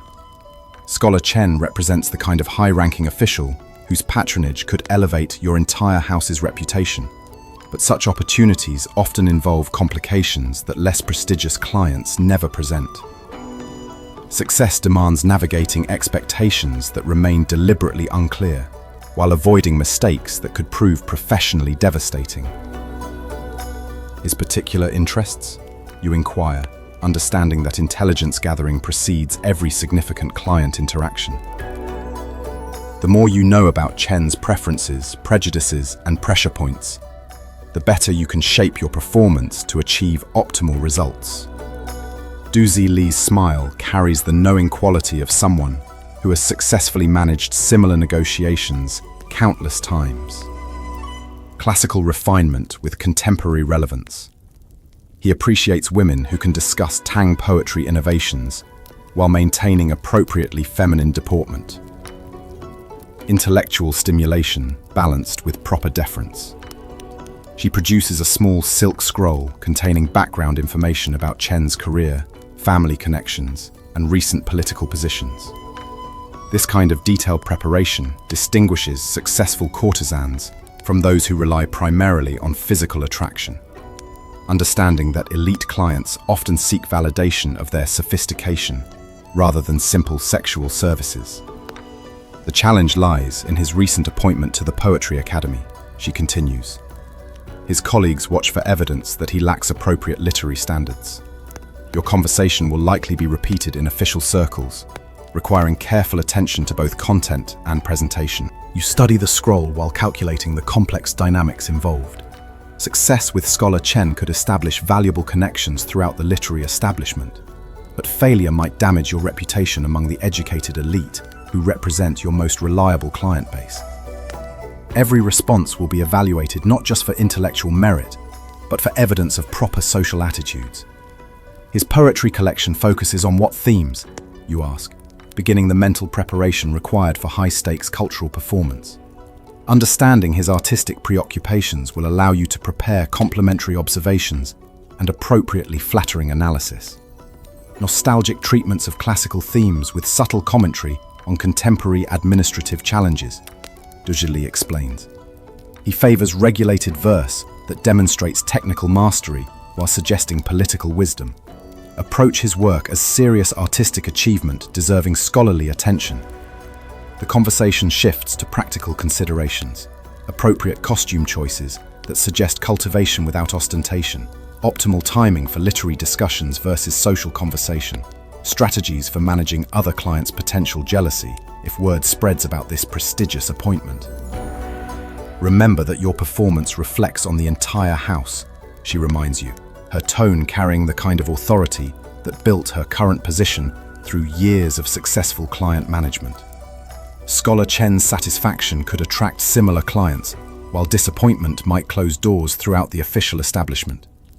You nod understanding while reviewing mental lists of classical references, contemporary poetic innovations, and the political subtleties that often influence artistic criticism. This appointment represents the kind of opportunity that could transform your circumstances, but only if you successfully balance intellectual demonstration with cultural expectations about appropriate feminine behavior. The meeting is scheduled for tomorrow evening, Duzi Li concludes. Private chambers, formal tea service, emphasis on literary discussion rather than entertainment. Duration depends on his satisfaction with the intellectual exchange. She rises to depart with the same fluid grace that marked her entrance, leaving behind both opportunity and pressure. Success with prestigious clients requires the kind of preparation that transforms natural intelligence into calculated performance, ensuring that spontaneous conversation appears effortless while actually following carefully rehearsed patterns. The afternoon light continues shifting across your chamber as you begin preparing for tomorrow's crucial performance, understanding that your future depends on convincing one influential man that you possess exactly the combination of intellectual sophistication and social appropriateness that his position demands. The wine cup hovers at Scholar Liu's lips, while his eyes blaze with the kind of righteous indignation that emerges when alcohol dissolves social filters. His voice has grown progressively louder throughout the evening, his boasting about administrative achievements increasingly tiresome to his companions, who exchange meaningful glances while maintaining polite facades. This is the moment that justifies your training, when diplomatic intervention becomes necessary to preserve the evening's harmony. "Scholar Liu," you interrupt, with the kind of gentle authority that courtesans learn to wield like precision instruments. Perhaps your remarkable efficiency in tax collection would interest the Persian merchant who mentioned similar challenges in Samarkand. Your expertise could provide valuable perspective on administrative innovation across cultures. The redirection serves multiple purposes, acknowledging his achievements while steering conversation toward topics that might engage other guests, demonstrating cultural sophistication, while subtly requesting that he lower his voice and moderate his self-promotion. The technique requires perfect timing and tonal calibration to avoid giving offense while asserting necessary control. Liu blinks with the confusion of someone whose rhetorical momentum has been expertly redirected. The Persian merchant, grateful for your intervention, immediately responds with questions about Chinese administrative methods, creating space for more balanced conversation, while allowing the scholar to demonstrate knowledge without dominating the discussion. "An excellent point," Liu responds, his volume dropping to more appropriate levels as he processes your tactful correction. Administrative principles indeed transcend cultural boundaries, though implementation requires sensitivity to local conditions. You pour wine for the other guests while maintaining the kind of attentive presence that suggests continued interest in Liu's contributions without encouraging further monopolization of attention. This balancing act, managing personalities while preserving dignity for all participants, represents one of the most valuable services sophisticated courtesans provide. The evening continues with improved dynamics as conversation flows between multiple participants rather than serving as platform for one man's professional autobiography. Your intervention has created space for the kind of intellectual exchange that justifies these gatherings, transforming potential social disaster into productive cultural engagement. Official Zhang, emboldened by the more balanced atmosphere, shares observations about recent poetry innovations that spark genuine discussion among the group. The Persian merchant contributes perspectives on artistic traditions from Central Asia, while Liu provides historical context about Chinese literary development. Your redirection has catalyzed exactly the kind of sophisticated discourse that clients expect when paying premium rates. Remarkable how gentle guidance can transform social dynamics, the merchant observes quietly during a pause in conversation, his comment acknowledging your skillful management while maintaining appropriate discretion about the evening's earlier difficulties. You respond with a smile that suggests both appreciation for his recognition and understanding that such interventions require subtlety to remain effective. The best social management appears effortless, creating improved conditions without drawing attention to the techniques employed or the problems they've resolved. As the night progresses, Liu's gratitude becomes apparent through small gestures, respectful attention when you speak, appropriate requests for your opinion on topics under discussion, moderate consumption of wine that suggests awareness of his earlier excess. The correction has achieved its purpose without creating lasting resentment or damaged relationships. The other courtesans in the chamber observe your performance with professional interest, recognizing techniques they might adapt for their own challenging client situations. Successful management of difficult personalities becomes part of the accumulated wisdom that experienced women share with newcomers, though each situation requires individual assessment and creative adaptation. Your understanding of administrative challenges shows remarkable insight, Liu tells you during a quiet moment, his tone carrying genuine respect rather than condescending surprise. Such perspective must require serious study of governmental operations. The compliment reflects his recognition that your earlier intervention demonstrated sophisticated understanding rather than simple social manipulation. This kind of acknowledgement justifies the extensive education that courtesans receive, proving that intellectual development serves practical purposes beyond mere cultural ornament. The evening winds toward its natural conclusion, with all participants apparently satisfied with the quality of conversation and entertainment. Your successful management of Liu's difficult behavior has preserved the gathering's harmony while maintaining relationships that could prove valuable in future interactions.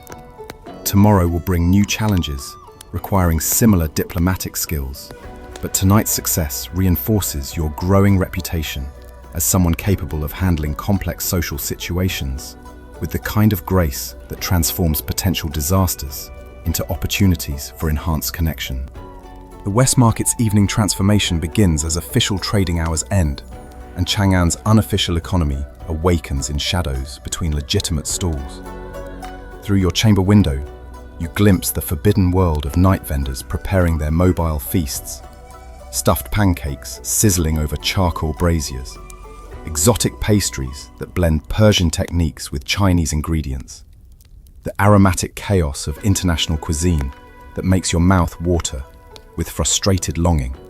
The cruel mathematics of your existence become most apparent at moments like these, when simple pleasures remain tantalizingly close yet absolutely forbidden. Your movement is restricted to 3 days per month, when Buddhist lectures provide the only acceptable excuse for venturing beyond the North Hamlet's boundaries.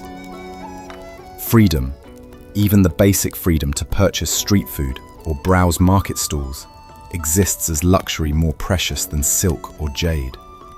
A vendor's call drifts through evening air. Fresh meat buns, still hot from the steamer.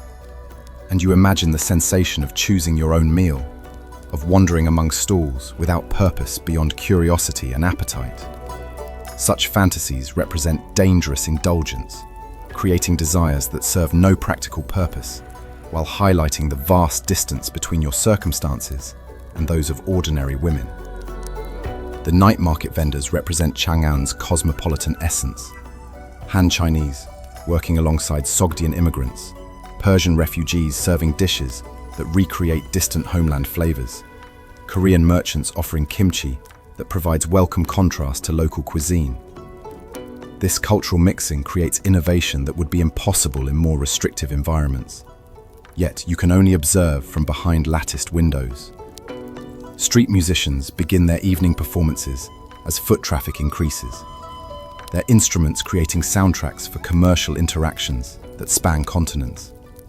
A pipa player performs melodies that remind you of your own musical training, while a Persian drummer provides rhythms that speak of desert caravans and oasis celebrations.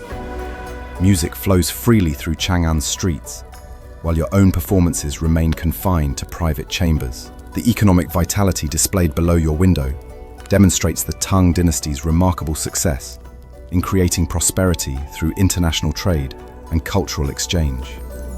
Merchants from a dozen kingdoms conduct business in multiple languages, while customers from across Asia sample goods that would have seemed miraculous to previous generations. Yet, this abundance remains largely theoretical for someone in your position. Your stomach growls with perfectly timed irony as aromatic smoke from meat skewers reaches your chamber. The house provides adequate nutrition, but institutional food lacks the spontaneity and variety that makes eating pleasurable rather than merely functional. The difference between sustenance and cuisine represents another form of freedom that wealth can purchase, but social position can restrict. A group of young scholars passes beneath your window, their animated conversation about poetry and politics, suggesting the kind of intellectual freedom that accompanies physical mobility. They can choose their companions, select their entertainment, express opinions without calculating commercial implications. Their casual liberty highlights constraints that have become so routine you sometimes forget to notice them. The night market's social atmosphere appears particularly appealing. Strangers sharing tables, conversations flowing between acquaintances who meet regularly in these informal settings, relationships forming through shared appreciation for good food and lively discussion. This kind of spontaneous community building remains impossible when every social interaction must be mediated through commercial arrangements. Yet, watching the evening's activities also reminds you of the precarious nature of apparently free existence. Those vendors depend on daily sales for survival, their prosperity vulnerable to weather, official mood changes, or economic disruptions beyond their control. The scholars enjoying such animated discussions face examination pressures that could destroy their careers, while merchants risk fortunes on trading ventures that might fail due to warfare or administrative caprice. Perhaps true freedom represents illusion, regardless of circumstances, each form of existence carrying its own constraints and vulnerabilities. Your restrictions are obvious and immediate, but the street vendors and casual merchants below face subtler limitations that might prove equally confining when examined closely. Still, the aroma of grilled vegetables seasoned with exotic spices continues to torment your senses, creating desires that highlight the gap between observation and participation, between understanding freedom conceptually and experiencing it directly. The night market flows past your window like a river of possibilities you can see but never touch. The silver tails catch candlelight and throw it back in gleaming promises as you arrange tonight's earnings across the lacquered counting board, each coin representing hours of calculated charm and carefully managed conversations. Madame Chen watches with the intensity of a merchant evaluating precious commodities, her fingers moving with practiced efficiency as she sorts payments by source and calculates percentages that will determine your portion versus the house's claims. The Persian merchant's private consultation generated exceptional returns, she observes with satisfaction, setting aside coins that represent nearly a week's worth of ordinary appointments. His satisfaction could attract similar clients from the foreign community. Your linguistic abilities justify premium rates that few other houses can command. You nod while mentally calculating your own mathematical reality. Rent for chamber space, costs of cosmetics and costume maintenance, the endless small fees that reduce gross earnings to subsistence-level survival. The silver gleams seductively, but most will disappear into the complex financial web that keeps you simultaneously valuable and impoverished. Silk bolts stacked against the chamber wall represent alternative currency in Chang'an's complex economy. Some clients prefer paying with textiles rather than silver, particularly when their official positions make large cash transactions potentially suspicious. The fabric quality varies dramatically. Fine shoe brocade worth small fortunes versus coarse hemp that barely covers basic expenses. Scholar Chen's upcoming appointment requires special preparation. Madame Chen continues, her tone carrying the weight of significant opportunity. His Poetry Academy connections could establish our house as the preferred destination for literary gatherings. Success with him might attract the kind of clientele that transforms reputations. The implications hover between promise and threat. Success could indeed elevate your position within Chang'an's entertainment hierarchy, but failure might damage relationships that took years to develop. Every high-stakes appointment carries potential for advancement or catastrophe, with little middle ground between triumph and disaster. Your fingers trace the smooth surface of silver coins while considering the mathematics of escape that haunts quiet moments. Freedom requires accumulating enough wealth to purchase your own contract from the house, but the financial structure ensures that such accumulation remains virtually impossible.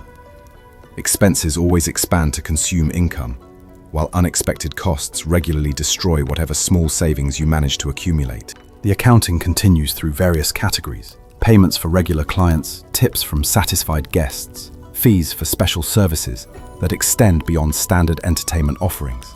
Each transaction tells stories about power dynamics, social hierarchies, and the complex negotiations that characterize relationships between men seeking pleasure and women providing it under carefully controlled circumstances. Your poetry collection shows promising development, Madame Chen mentions, while examining receipts from recent literary consultations. Several clients have specifically requested copies of your compositions.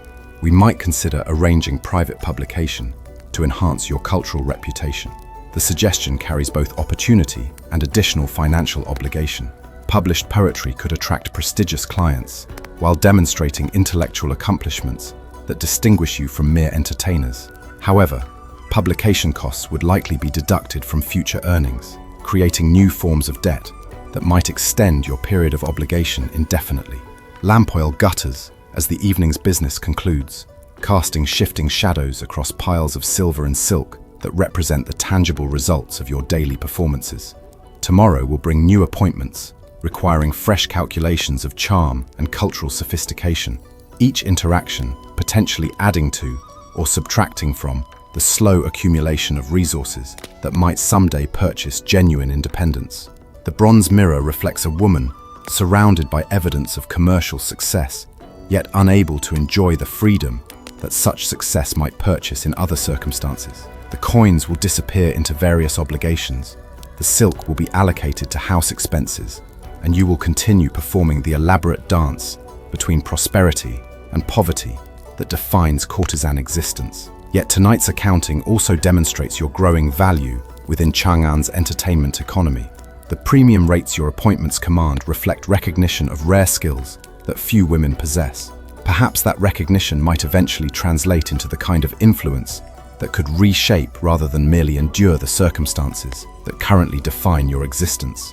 The counting board is cleared, records updated, and financial obligations noted for future reference. Tomorrow's performances will generate new income, requiring similar calculations. The endless cycle of earning and spending that provides structure while maintaining constraint. The brush moves across rice paper with deliberate precision, each stroke carrying the weight of potential immortality as you compose verses that might outlive the circumstances of their creation. Calligraphy and poetry merge in the ancient Chinese tradition, where beautiful writing enhances meaningful content, creating art that appeals to both eye and mind simultaneously. Tonight's composition could join the collected works that represent your bid for literary legacy, beyond the pleasure district's ephemeral entertainments.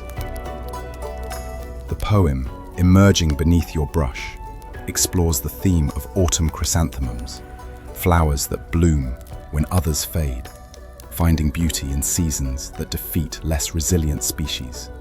The metaphor isn't accidental. You're writing about survival, about discovering grace within circumstances that would destroy those lacking sufficient strength or adaptability. When autumn winds scatter palace petals to the ground, chrysanthemums lift golden faces toward heaven's light. What flower dares bloom when emperors decree winter? Only those rooted deep enough to draw strength from earth.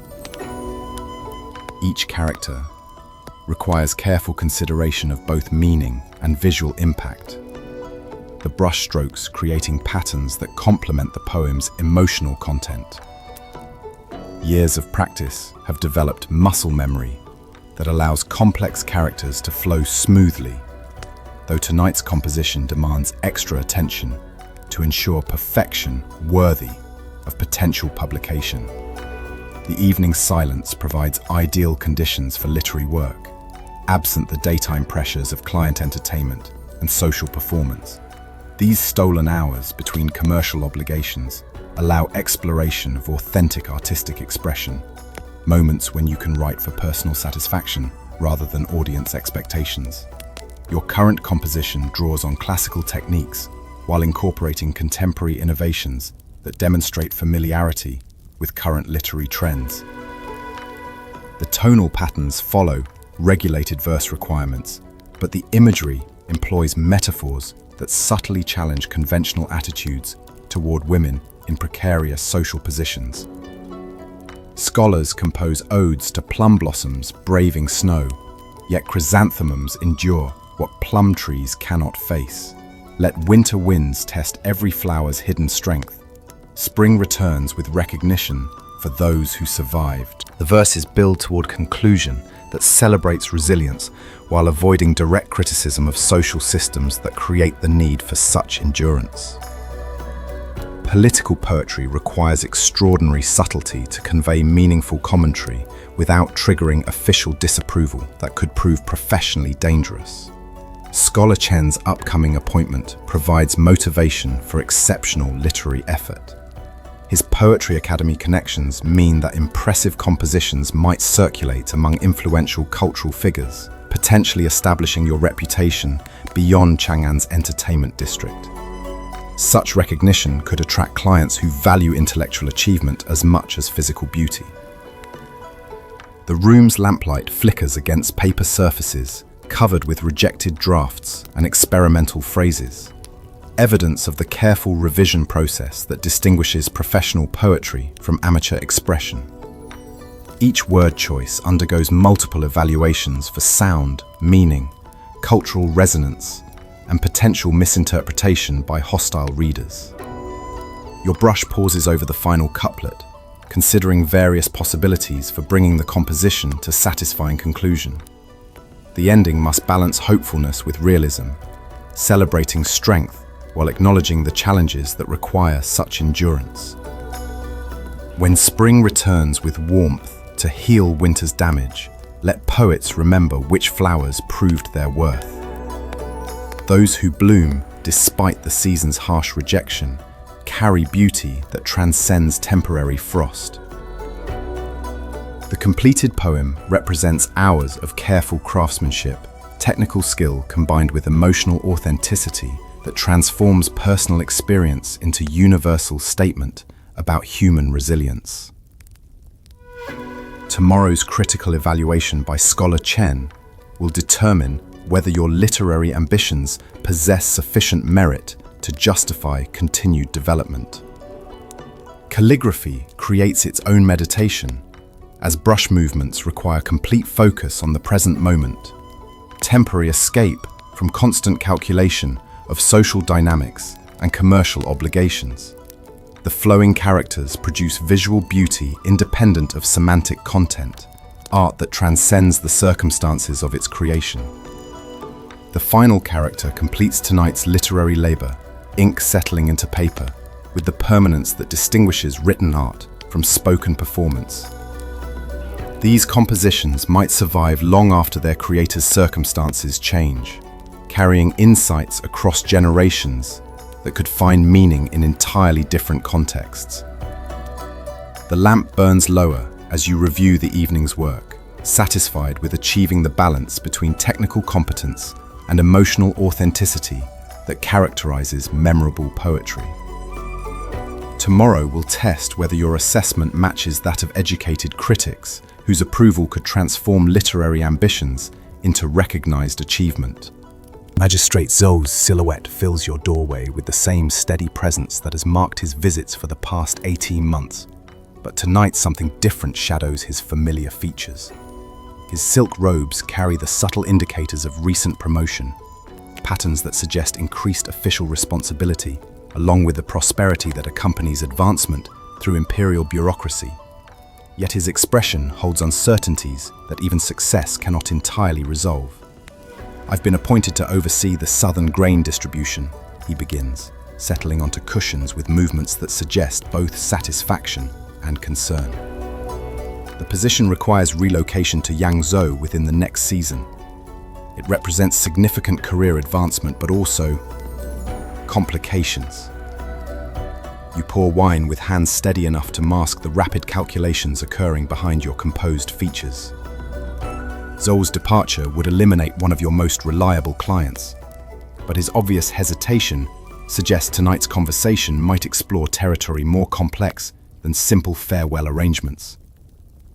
Congratulations on recognition of your administrative talents, you respond, maintaining the careful balance between personal interest and professional detachment that characterizes successful courtesan relationships. Yangzhou's strategic importance ensures that capable officials receive imperial attention for distinguished service. His appreciative smile acknowledges your diplomatic response, while his eyes search your face for reactions you're carefully controlling. 18 months of regular appointments have created the kind of familiarity that transcends simple commercial exchange, developing into something approaching genuine affection, despite the structural limitations that define all courtesan relationships. The southern assignment includes provision for household establishment, he continues, his tone carrying implications that hang unspoken between you. Officials of my rank are expected to maintain appropriate domestic arrangements. The position would support additional family members. The suggestion arrives wrapped in bureaucratic language, but its meaning couldn't be clearer. Zhou is proposing to purchase your contract and establish you as his concubine, offering escape from the pleasure district through the only route available to women in your circumstances. The opportunity represents everything you've dreamed about during the darkest moments of courtesan existence. Yet the proposal also carries complications that 17 years of survival have taught you to recognize immediately. Concubinage offers security but not freedom, replacing one form of dependence with another that might prove equally constraining. Zhou seems genuinely fond of you, but affection provides uncertain foundation for arrangements that could last decades. Such generosity honors me beyond my merit, you reply carefully, using traditional phrases that acknowledge his offer while avoiding immediate commitment. The magistrate's household would benefit from thoughtful management, though such important decisions require careful consideration of all involved parties' interests.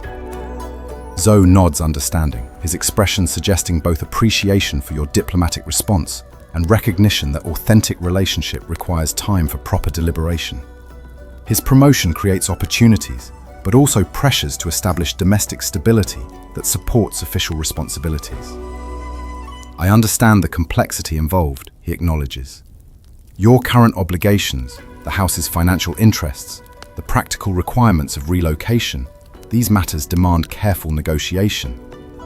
But I wanted you to understand that the option exists, should you find it attractive. The evening continues with conversation that carefully avoids pressing for immediate decisions while exploring the practical implications of such a dramatic change. Zhou describes Yangju's cultural attractions, the comfortable residence his position would provide, the kind of life you might expect as concubine to a rising official. Your responses maintain appropriate enthusiasm while preserving space for eventual refusal if circumstances require it.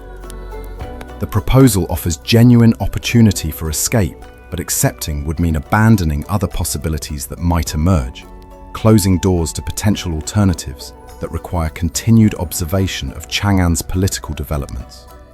As the night progresses, Zhu's genuine affection becomes increasingly apparent through small gestures and unguarded moments when calculation gives way to authentic emotion. He offers not just financial security, but something approaching real partnership. The possibility of building shared life despite the legal limitations that would continue defining your status. The appointment concludes with mutual understanding that tonight's conversation represents beginning, rather than conclusion, of important negotiations. Both participants require time for careful consideration of implications that extend far beyond immediate emotional attractions or practical conveniences. Walking Zhu to your chamber door, you experience the dizzying sensation of standing at a crossroads, where each direction leads toward unknown territories that might contain either salvation or new forms of bondage. The final client's footsteps fade into Chang'an's pre-dawn silence as you close your chamber door and lean against its familiar weight, feeling the day's accumulated performances drain from your body like water released from a broken dam. The elaborate woman who charmed scholars and managed difficult officials throughout endless hours dissolves, leaving behind someone whose existence feels both more fragile and more authentic than any role you've played since sunrise. Your fingers work through the complex fastenings of silk robes that have served as costume for today's theatrical marathon, each loosened tie releasing another layer of pretense until only the exhausted performer remains. The garments pool around your feet like colorful memories of conversations that required constant calculation, smiles that hid honest reactions, laughter that expressed everything except genuine amusement. The bronze mirror reflects a woman whose painted face tells stories of survival through sophisticated deception, features transformed by cosmetics that create beauty while concealing identity. But tonight's removal ritual will strip away more than mere pigment. It will temporarily restore the girl who existed before Jiaofang training, taught her that authenticity was luxury few could afford. Water warmed over the evening's last coals becomes the medium for this daily resurrection, each application dissolving layers of Shi Hong and Huadian that marked your transformation from private person to public commodity. The crimson crescents at your temples disappear first, followed by the golden lotus decorations that suggested purity blooming from corruption. Your hands move with practiced efficiency through the 7-step reversal process, undoing morning's careful construction of artificial identity. The vermilion lips that spoke calculated words fade to natural pale pink, while the willow leaf eyebrows that conveyed sophisticated intelligence give way to honest brows that need no interpretation or cultural context. Rice powder dissolves under patient scrubbing, revealing skin that bears the subtle marks of daily performance. Tiny lines from repeated expressions, slight discoloration from cosmetic reactions, the kind of accumulated wear that results from treating your face as professional tool rather than personal feature. The final cleansing reveals features that belong entirely to you, unmarked by commercial considerations or audience expectations. This is the face that dreams, that remembers childhood before survival required such elaborate disguises, that occasionally forgets the weight of circumstances long enough to experience simple emotions without calculating their market value. Your reflection shows someone both older and younger than the day's performed character. Older from accumulated experience of navigating impossible social dynamics, younger from the relief of temporarily abandoning adult responsibilities that require constant vigilance. The authentic woman exists somewhere between these extremes, shaped by circumstances but not entirely defined by them. Night air flows through opened windows, carrying sounds of a city that never completely sleeps but does pause between day's commercial urgency and dawn's renewed obligations. Chang'an's rhythm matches your own cycles of performance and rest, artificial engagement, followed by precious moments of genuine solitude. The chamber's silence allows thoughts that daylight crowds out, including uncomfortable recognition that today's choices have moved you further along paths that become increasingly difficult to abandon. Each successful performance builds reputation while reinforcing the social role that enables such success, creating momentum that serves survival while constraining future possibilities. Zhou's proposal hangs in evening air like incense smoke that refuses to dissipate, offering escape through transformation into different forms of dependence. The opportunity represents genuine kindness from someone whose affection appears authentic. Yet accepting would mean exchanging familiar constraints for unknown restrictions that might prove equally limiting. Your fingers trace the silk bedding that will soon provide temporary refuge from consciousness, fabric that connects you to international trade networks spanning continents while confining you to chambers measured in steps rather than miles. The irony of sleeping beneath goods that traveled further than you ever will provides appropriate commentary on the contradictions that define your existence. Dawn approaches with the inevitability of tide, bringing another day's performance requirements that will temporarily bury tonight's honest reflections beneath renewed demands for calculated charm. But these quiet hours between sunset and sunrise belong entirely to you, precious intervals when survival doesn't require entertaining others or managing complex social dynamics. The woman in the bronze mirror prepares for sleep with the satisfaction of someone who has successfully navigated another day's challenges while preserving essential elements of identity, despite pressures toward complete dissolution into performance. Tomorrow will test these strengths again, but tonight offers temporary peace. Chang'an sleeps beyond your windows, while you finally, authentically, belong to yourself. The last echoes of ancient Chang'an fade like incense smoke, dissolving into memory, leaving behind the quiet recognition that some stories transcend their historical boundaries to touch something timeless about human resilience and grace under impossible circumstances. You've walked through a single day in shoes that carried their wearer across terrain mapped by survival instincts and artistic ambition, where every gesture balanced personal authenticity against social performance. Perhaps what strikes most deeply isn't the exotic details of Tang Dynasty courtly life, but how familiar the fundamental challenges remain. The universal struggle to maintain dignity while adapting to circumstances beyond our control.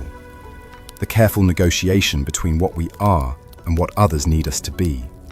Her painted face dissolves, but the woman beneath represents courage that spans centuries, wisdom earned through daily acts of graceful endurance. Tonight's journey reminds us that beauty can bloom in the most constrained circumstances, that intelligence finds expression even when society tries to limit its scope, that authentic connection somehow emerges despite commercial frameworks designed to prevent such human recognition. The courtesan's song continues, echoing long after her individual voice falls silent, carried forward by everyone who chooses dignity over despair when facing impossible odds. In Chang'an's morning light, which always returns despite the darkness that precedes it, new possibilities awaken for those strong enough to survive until dawn. Rest well, knowing that tomorrow offers its own opportunities for small acts of rebellion, disguised as compliance, for finding freedom within constraint, for discovering that grace under pressure remains one of humanity's most reliable forms of victory. Sweet dreams, and remember, some forms of beauty are too stubborn for circumstances to destroy completely.